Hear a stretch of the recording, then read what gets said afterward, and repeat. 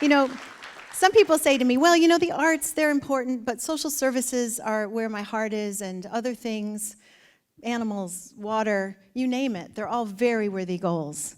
Without a doubt, they're all worthy causes. But I ask you for a minute to imagine a life without art.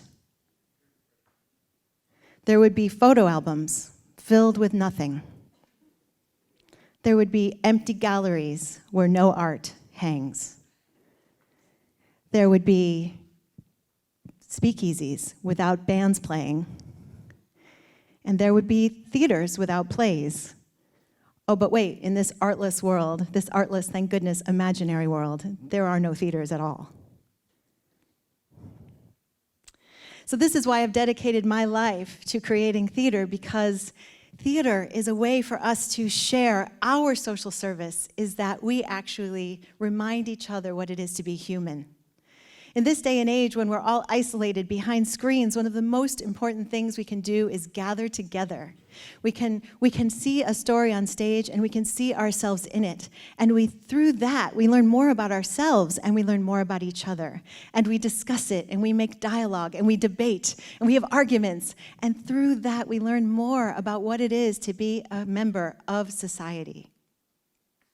The words that Dave Wilson said are so true. We are called to make something better with the world that we have, and theater is a wonderful way to do it.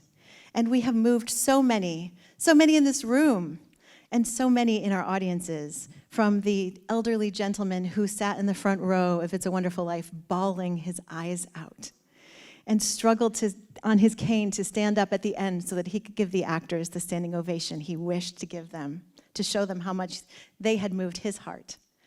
From the little girl who lived in an abusive and neglectful household and ultimately got checked into the hospital due to dehydration and said to the doctor, please let me out. I need to go to rehearsal at Gulfshore Playhouse because it's the first time I've ever felt proud of myself. To the student who never lifted his head through our entire poetry workshop with his hoodie down, and when he won for best poem, we asked him, why didn't he ever speak up before?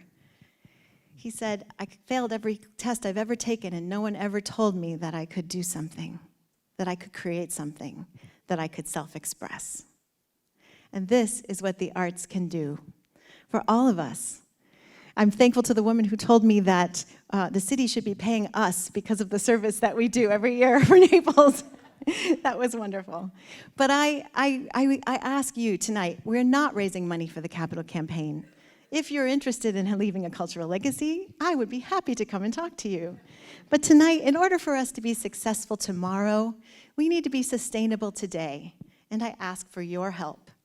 If you believe in the arts, like I do, I ask you to be generous tonight. The staff of Gulfshore Playhouse is so wonderful, and I thank them so much deeply from my heart for making this wonderful evening and for working so hard night and day to create this dream of art that we have. But we all could be working our tuchuses off night and day, and it would be for nothing without your support. It's you who makes Gulfshore Playhouse possible. It's you who makes a child learn and grow and self-express. It's you who actually creates the comedy, the tragedy, the drama, and the joy on stage at Gulfshore Playhouse. So I thank you so much from the bottom of my heart, and I thank you for your generosity tonight. Thank you for being here, and thank you for your support